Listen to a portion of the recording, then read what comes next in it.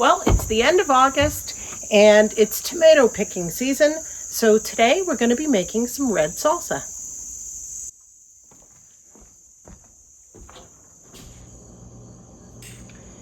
So my trip to the garden today, I was able to get some peppers, hot peppers, sweet peppers, tomatoes. I also was able to get some parsley and some basil. So I'm going to get started right away by going through these, washing them up. We're going to get them cut up, diced, and ready to go in the pan with the rest of our ingredients for our salsa. And remember, anything we do a video on that's a recipe, we add to our webpage, so I'll make sure there's a link to the full recipe, but we'll go over the ingredients as we put them together. Now that I have these washed up, the next step is going to be to cut them. Now, everybody has their own preference on the type of tomato they use. For me, for my salsa, I'm fine with a mix. I've got some San Marzano, some Roma, I've got some sweet 100s, I've got some orange tomatoes, red tomatoes. It doesn't matter to me. I think the mix adds more to the flavor. Again, another thing, people have their own preference. Some people want to take all the seeds out. I don't care if there's seeds in my salsa, but you can take all the seeds out if you want.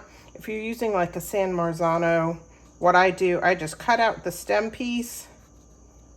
And if you wanted to take out the seeds, it's pretty easy. The seeds on these just come out. Very simple. Just scoop them out like this. And you can use just the meaty part like you would with a sauce. So I'm going to get some more of these cut up. We're going to get them into the food processor and go from there.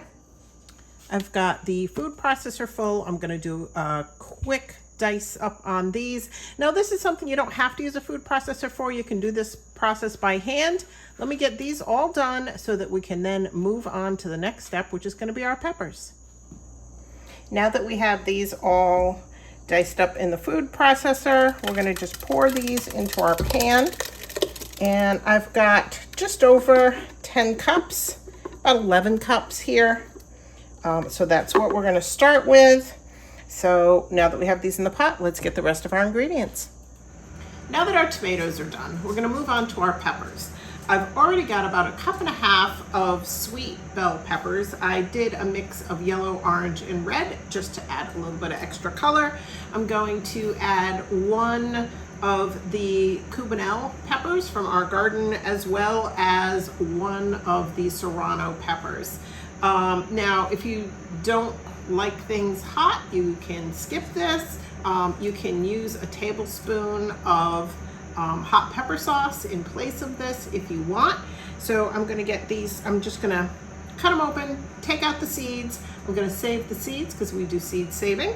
And then we will get these chopped up in with the other ones. Now I also have bunch of chopped onion here. Steve and I spent some time today going through more of our onions from our garden this year, getting those processed up, and we were able to process up about 25 cups today. So I stole some of the ones that Steve was working on, and I'm going to use about 1.5 cups of those to go in as well. So let me get this ready so that we can put the peppers and the onions in with our tomatoes. Now that we have our diced onions and peppers, we're ready to start mixing things in with the tomatoes. So I'm using 2 cups of the diced peppers and 1.5 cups of onions. So we're going to just mix that in. Now you can do the onions and peppers separately first with some vinegar. We're going to be adding 1 cup of cider vinegar to this mix. I'm doing it all together. There's a lot of different recipes out there. When you find the one that works for you, that's awesome. Also, you can make it hotter if you want to add more hot pepper to it. You can make it more mild by leaving that out. Completely your choice. But this gives us a nice mix of color. As I said, I'm putting in 1 cup of vinegar. And now we're gonna stir this together, and we're gonna take this over to the stove, and we're gonna get it to a boil. And I'll be back with you once we're there. We're back at the stove, and our mix You can see how nice that looks. It's just getting to the point where it's starting to come to a boil. You can see the bubbles as they're coming up here. So we're gonna have this boil for about 5 minutes, and then we will add our dry seasonings to this. So I'm gonna let this go at a boil for about 5 minutes, and I'll be back when we're ready to add the other ingredients. While we're waiting for our onions, peppers, tomatoes, and vinegar to come to a boil, I'm going to put in a bowl all of our dry ingredients that we're going to be adding in. So we're going to be adding in a tablespoon of sugar. We're going to add in a tablespoon of cilantro, a tablespoon of parsley, a tablespoon of oregano. Now this is dried parsley, dried cilantro, and dried oregano. And we're going to add a teaspoon and a half of cumin and of salt. So we'll get those measured in a bowl and ready for when we can add them in to our wet mix. Now that we have boiled our salsa for about 5 minutes, I'm going to add the dry ingredients that we had measured out into that. And we're just going to stir all that in. We're going to bring it back to a boil, and then we're going to reduce the heat a little bit and let it go at a low boil while we stir it until the peppers are more tender, usually about 5 minutes or so more. Now, if you're going to serve this fresh and you like your nice chunky salsa a little bit more firm, it can simmer a little less. I'm actually going to be putting this in jars and canning it, so I'm probably going to reduce the heat and let it simmer for maybe 10-15 minutes, because I want to simmer down and get some of these juices out before I put it into my canning jars.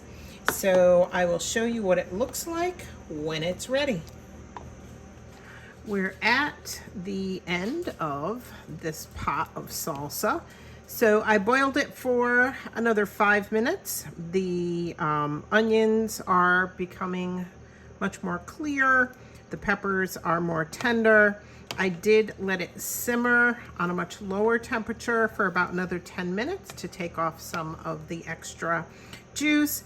However, if you've made it this far into the video, a couple of quick little tips on things that you can do is, if you have a lot of this juice left, and if you're going to be canning it, which is what I'm going to be doing, as I scoop my salsa out to put in my jars, at the end, if I have a lot of this salsa, just the liquid left, I throw that in a jar and I can that as well.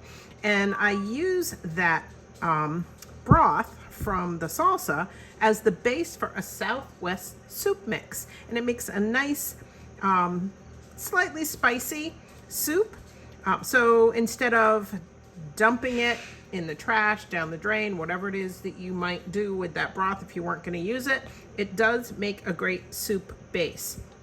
And just another quick tip, I'm going to be making 2 more batches of salsa tonight, and to make a batch a little bit sweeter, I'm going to be adding some crushed pineapple after I've drained it into the mix. It's going to make it a bit sweeter. You can do the same thing with mango or with peaches.